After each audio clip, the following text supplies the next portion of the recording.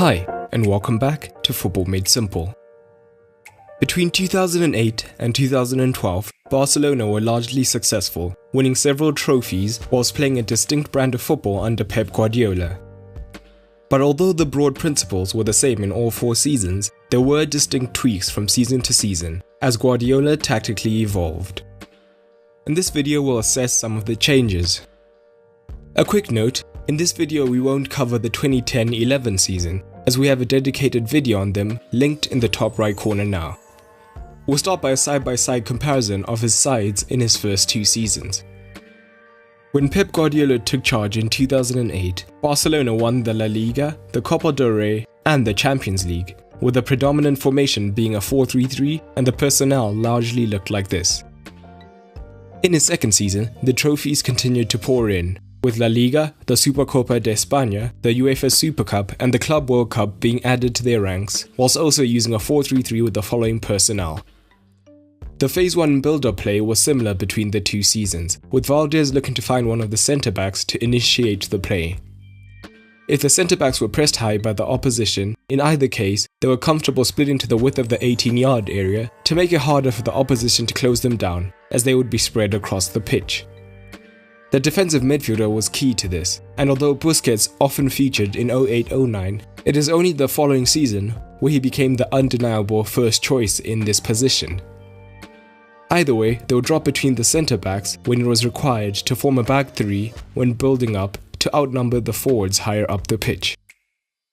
In the midfield, Iniesta suffered from injuries during Guardiola's second season, meaning that many of his appearances were late in the game as a substitute. So, Seydou Keita, who's more of a defensive player, found himself starting here for much of the season. As a result, the more attacking Maxwell started at left back instead of Abidal to maintain Barcelona's attacking thrust on this side, which Iniesta often helped when he moved wide. And it is here that we begin to see some of the tactical differences, mainly dictated by the composition of Barcelona's front players.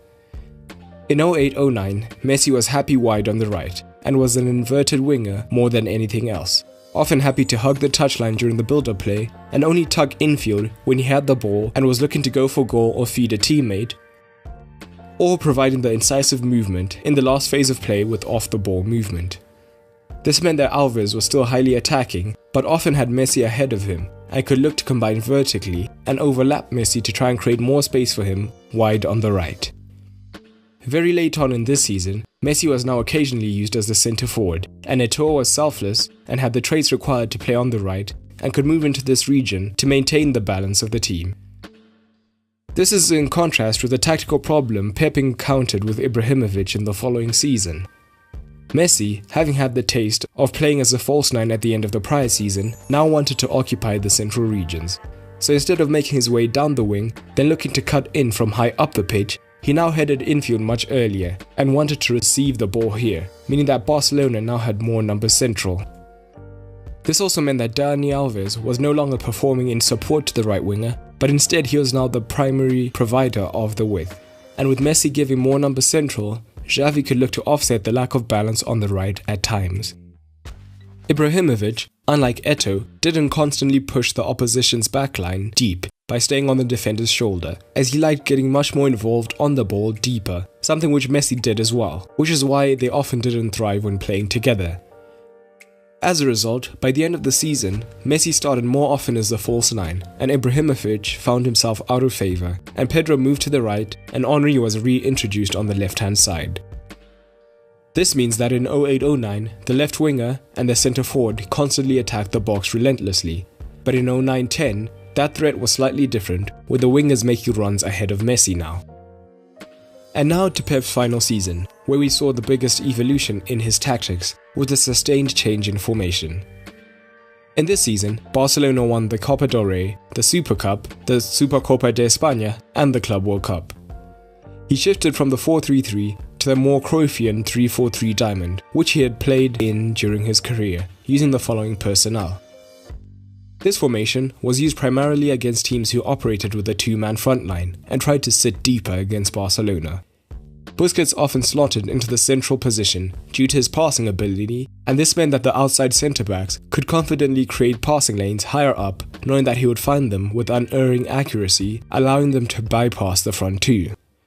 With Seydou Keita more limited on the ball, one of Xavi and Iniesta often dropped in alongside him to form a double pivot to help and progress the ball. Using this tactic, Pep had several men central, and this forced the opposition to contract. And instead of fullbacks, Pep had genuine wingers who would then be able to freely receive the ball on the touchline. In addition, knowing that they had 4 central midfielders meant that the wide central midfielders were keen to move into the half spaces in support when the ball did go wide in order to generate more attacking options.